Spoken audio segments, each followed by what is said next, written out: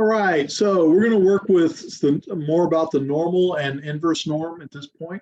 So a sleep time of 15.9 hours per day for a newborn baby is at the 10th percentile. Well, as soon as they tell me that, it's like, well, what does that mean? They're telling me that this area right here is 0.10, and this is at 15.9. Assuming the distribution is normal with a standard deviation of 0.5, so we have a standard deviation, that's nice.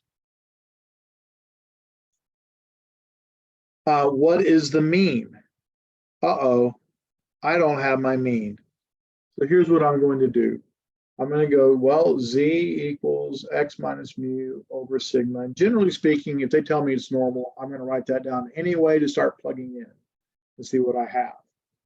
Well, I don't have the mean, but I do have the standard deviation. And I also have 15.9.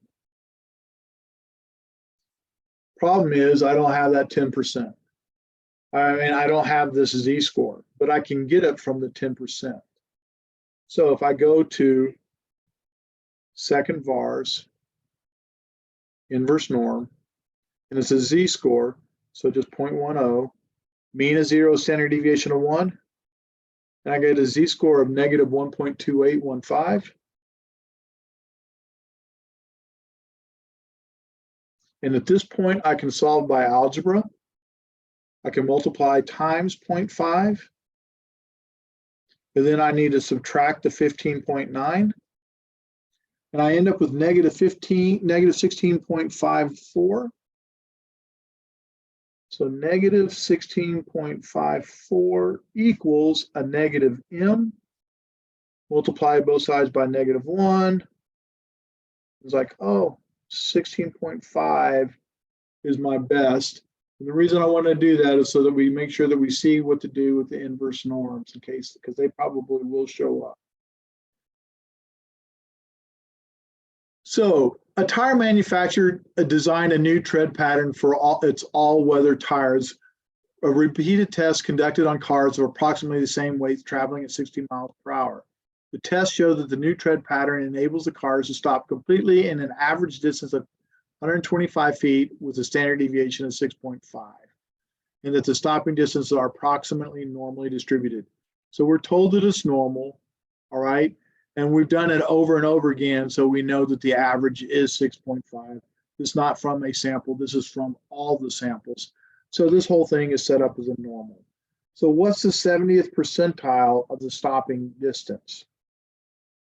So if I'm drawing a picture, and please remember, percentiles always start at the left.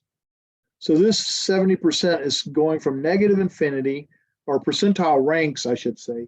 A percentile always starts at the lowest value, which is negative infinity. This area right here is 0.70. So every time they give me a normal, I start writing this down and going, what do I have? It's my organizational tool. And they said, an average distance of 125, and they have a standard deviation of 6.5. So what we're looking for is that X value right there, but I don't have a Z. I don't have a Z, so to do that, I have to go second vars, inverse norm, 0.70, excuse me. Z-scores are mean of 0, standard deviation of 1, and I end up getting 0.5244. Once again, I can solve by algebra at that point. When I solve that by algebra, I find out that it's about 128 feet. Now, my question to you is, does that actually make sense? And I think it kind of does, because we said the mean is right here at 125. We know this is 70%, so it's got to be over halfway. So this 128 is greater than, So I feel pretty good that it's like I'm at least reasonable. Okay, work shown. I need to have my z-score, and I need to have the plug-in, and I need to have the answer. Really good idea to have some sort of picture.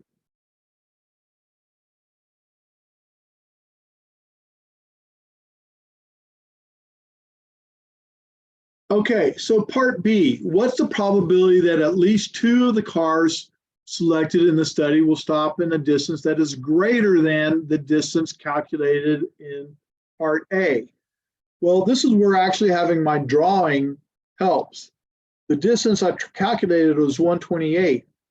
Well, 70% stop in less than that, and 30% stop in a distance greater than that, and I need that 30%. All right, so we have a fixed number of trials, so this is going to make it a binomial. So I have 0, 1, 2, 3, 4, 5, and these are the values I'm interested in. So I'm going to subtract out what I'm not interested in, which is 0 and 1. So showing my work, I'm going to go 5 choose 2, 0.30 squared, 1 minus 0.30, 5 minus 2 is 3. And then I'm going to take it all the way to the highest one. Or alternatively, I could have shown it like that, where I'm making sure that I'm subtracting out the highest thing I don't want, starting at the lowest thing and going to the highest thing I don't want. Make sure you don't mark 2 because that costs a lot of points. Okay. I have an at least problem. Anytime I'm working with an at least problem, it's a binomial CDF. We'll go ahead and do this one just because we haven't done one where I've shown the work or plugged it in. So 1 minus second vars, binomial CDF, trials is 5, p-value is 0.3 because 30% stopped in a distance greater than 128. And my x is the largest thing that I'm subtracting. The largest thing I'm subtracting is 1. And I get up about 0.4718. Okay?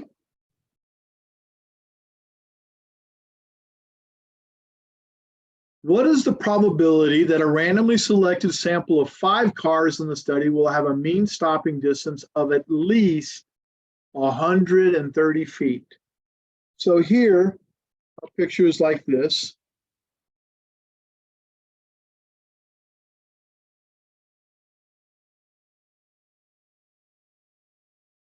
And first off, our mean is actually 125, but we want to know the likelihood that we'll get an X bar greater than 130. So I want to know the likelihood that I'll have a sample mean greater than 130. So this is actually not correct. This should have been the probability that Z is greater than X bar minus mu sigma divided by the square root of n. That should have been the formula written, which is why you always mark out your formulas. Because if you're right or wrong, you lose credit. But if I marked it out, I'd be okay. So 130 minus 125 over 6.5 divided by the square root of 5. I could do this as a norm CDF, but I really want to get that z-score. So if I go to stat test z-test, my mean is 125. My x bar, or my standard deviation, is 6.5. My x bar is 130. My sample size is 5, and we shade it up to the right. And so we end up with a probability of about 0.0427. This right here would qualify as great work shown. Nice to have the picture. And then we need this we have to have, and I think you need to start having the z-scores as well.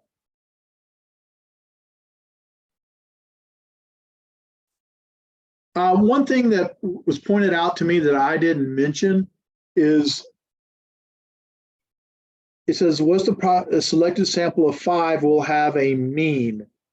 So basically, as soon as I have more than one, I'm working with an average. And this is why this is an X bar as opposed to up here where we were working with a single vehicle. So this is a single X, but here we have a group of 5 cars. So now we're working with an average. So now we're working with an X bar as opposed to a single value, which would be an X. Trains carry bauxite ore from a mine in Canada to an aluminum process plant in northern New York State in hopper cars.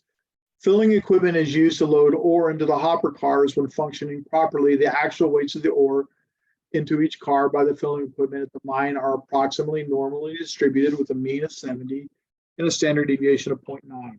So if things are working properly, we have a normal distribution and we have a mean of 70. Awesome.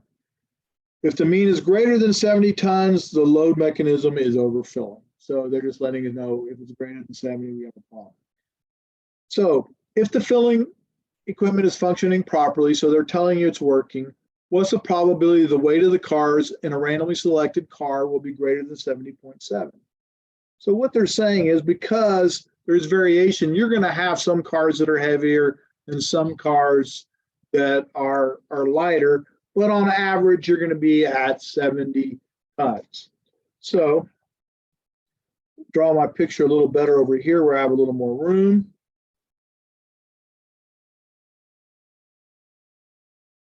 .7 or more, so shading up. So we want the probability that 70.7 is our X. This is our mean. There's our standard deviation. Once again, this is probably a great place to use a stat test z-test. Mean of 70, standard deviation of 0.9, X bar of 70.7, not 70.1. And we only have one car and we are shaded up, so greater than. And we find out, you know what? About a 22% chance, about a 22% chance that we'd find a single car. So almost over 1 out of 5, but less than 1 out of 4 cars are going to weigh greater than that. Suppose that the weight of the ore in a randomly selected car is 70.7. Would the fact that make you suspect the mechanism is overfilling? Justify your answer. Well, technically, that car is overfilling, but in statistics, we deal with p-value and alpha, and we just calculated a p-value of 0.218, and that's greater than an alpha of 0.05. So I don't think it's overfilling. I'm going to fail to reject because essentially my null is mu is 70. And if I were writing an alternative, my mu would be greater than 70. Now they didn't ask me to write a full hypothesis test, so I don't. But my explanation is by random chance alone, there's a 21.8% chance that the ore cars will be 70.7 tons or more. That's not that unusual. So it's overweight, but it's not enough evidence for me to suspect that the machine is overfilling the cars. In other words, it's not greater than, it's not less than a reasonable alpha.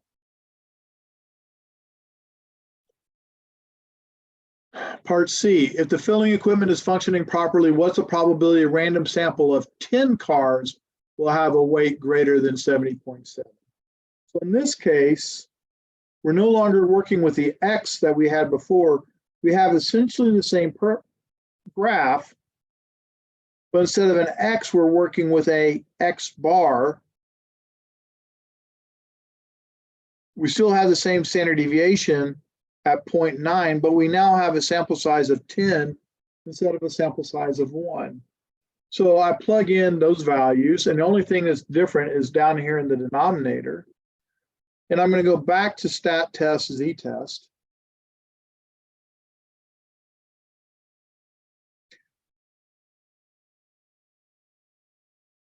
And I end up getting a pretty small p-value of 0.0069, or about 0.007. Based on my answer in part C, if a random sample of 10 cars had a mean weight of 70.7, would you expect that it's overfilling? And I'm going, yes, I would suspect the machine.